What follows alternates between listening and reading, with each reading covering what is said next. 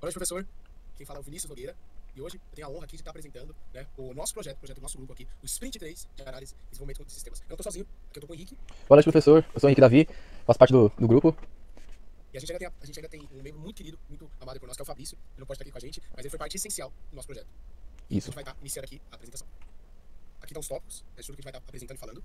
E aqui, um pouco como o senhor pediu, tem uma foto nossa para o senhor estar podendo identificar cada um de nós. Né? Primeiro ali do topo sou eu, depois ali ao direito é o Henrique, e embaixo é o Fabrício. Isso.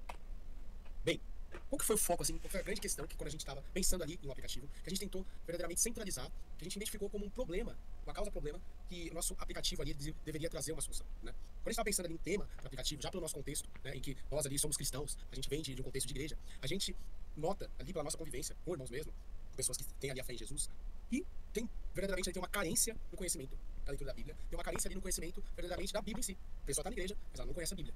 E isso é até comprovado, a gente tem dados, né? Alguns dados até falam que 32% dos evangélicos no Brasil, só 32, lê a Bíblia diariamente. São pessoas que se dedicam à fé, estão ali fazendo obras, que estão na igreja, mas nós vemos que tem verdadeiramente essa carência. Só 32 verdadeiramente tem o hábito de ter a leitura diária. A gente sabe, né, que isso é em razão de vários problemas, né? O Brasil já tem um problema com a questão da leitura, né? Só que isso gera um problema na própria igreja. Acaba gerando desinformação, interpretação errada e causa conflito entre os próprios estudiosos da igreja. Então, a gente notando essa situação, problema, no nosso contexto ali de vida, a gente resolveu desenvolver um aplicativo que vai responder a essa problemática. A ideia do nosso aplicativo é de solucionar esse problema. Como?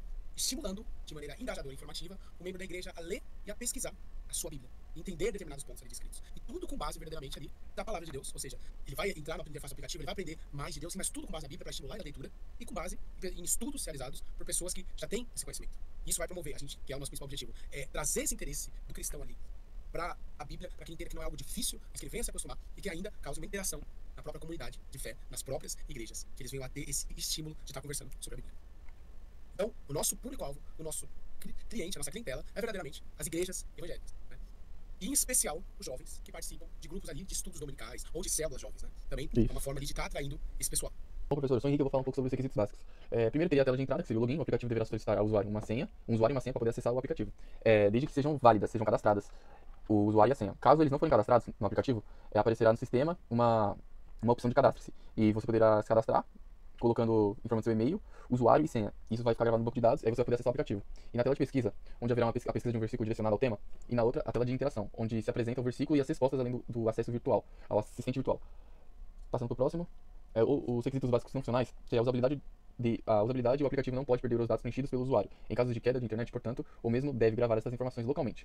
Segundo, segurança. O aplicativo não deve permitir a entrada no sistema sem as devidas credenciais, que seria a identificação de usuário. E terceiro, a confiabilidade. O aplicativo deve funcionar 24 horas por dia, todos os dias da semana.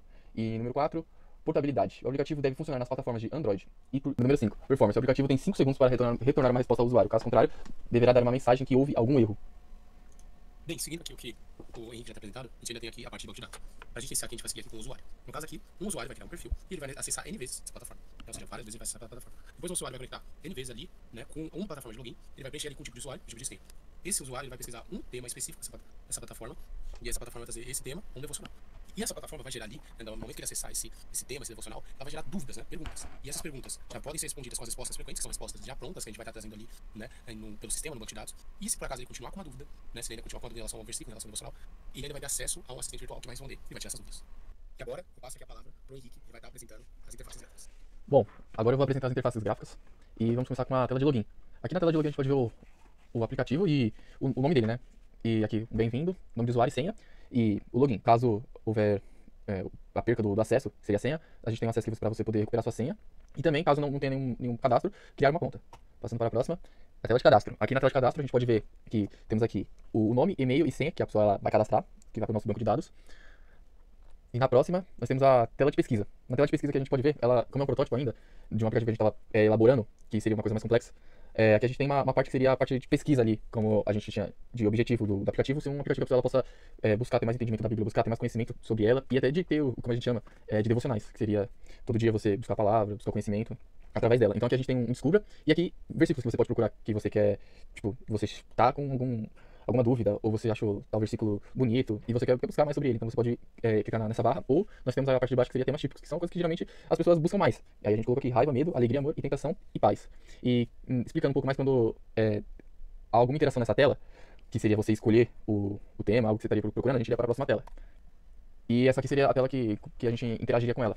quando a pessoa escolhesse o tema, ou algo que ela estaria buscando, se ela não tivesse diretamente um versículo, a gente usou ali a parte dos temas típicos que as pessoas buscam, e a gente escolheu o amor. Então, essa pessoa aqui, ela buscou esse tema, o aplicativo buscou um versículo que envolve o tema, que seria amor, e tem essa passagem aqui, em João 16, e a pessoa ela poderia também buscar diretamente essa palavra, né, esse versículo, e apareceria aqui, e caso ela estaria um exemplo no devocional, e queria estar estudando mais, buscando mais conhecimento sobre essa palavra, esse versículo, então ela apareceria aqui pra ela perguntas frequentes, que geralmente as pessoas perguntam sobre esse versículo, ou sobre o tema também, e a gente colocou aqui alguns exemplos, poderia ser, porque Deus entregou o seu filho, que é o que está escrito aqui, e qual é a relação com Isaías 53, que existe uma relação de uma profecia com esse versículo, e também, outra coisa que fala aqui no final, que só basta crer para ter a vida eterna. Então são perguntas que geralmente são feitas com frequência para pessoas que veem leem esse versículo. E por último, quando a pessoa quisesse buscar mais interagir e tivesse alguma dessas dúvidas, ela viria para a próxima tela. Que seria a parte que a gente entraria com um assistente virtual ou com uma inteligência artificial para poder ajudar a pessoa nessa etapa. Então, aqui a gente colocou qual é a relação com Isaías 53, que a pessoa está em dúvida, ela gostaria de saber qual seria a relação dessa profecia com essa palavra. E aqui, a gente não colocou em si a resposta, como sairia, mas seria uma interação mais ou menos próxima igual do ChatGPT. Você faz uma pergunta e ele elabora a resposta a partir dessa barra que está escrito resposta. E aqui a pessoa teria a resposta sobre a pergunta e ela poderia tirar mais dúvidas sobre o tema e sobre o versículo por essa parte. E agora vamos para a conclusão.